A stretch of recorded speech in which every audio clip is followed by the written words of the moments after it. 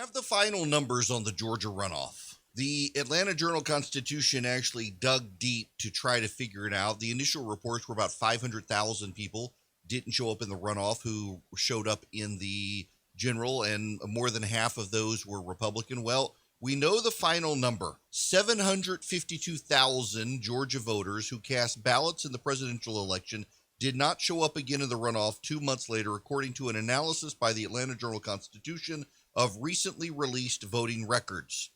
More than half of the no-shows were white. Many lived in rural areas, constituencies that lean toward Republican candidates. Essentially, when you break down the voting, 750,000 people did not show up.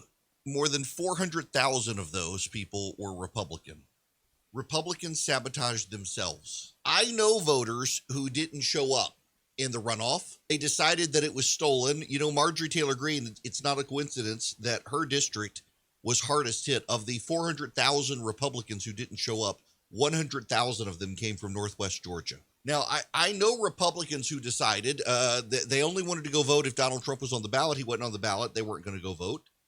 But I also know Republicans who internalized that the race was stolen, so why go vote? I mean, this was Marjorie Taylor Greene's pronouncement that it was stolen. It was going to be stolen again unless the governor held a special session of the legislature. The problem is that if the governor held a special session of the legislature, any changes they made would have been stopped by a federal court. And I had somebody yell at me this morning and say, how can you be sure?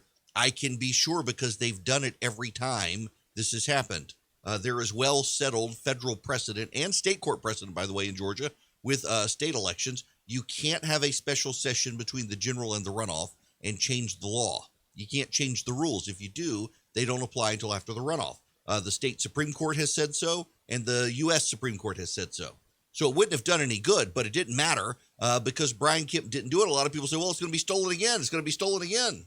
This is a systemic failure of the Republican Party in Georgia. It begs the question of why there hasn't been a shakeup within the Republican Party in Georgia. It did not help that the chairman of the Republican Party around the state of Georgia was telling people that the race was stolen. Brad Raffensperger was a klutz.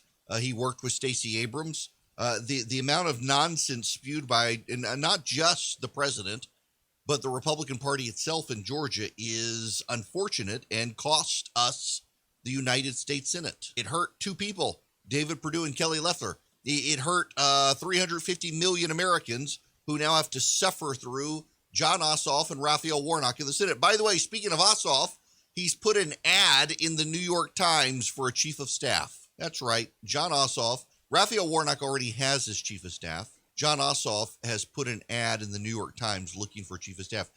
That suggests he's not going to be a competent senator.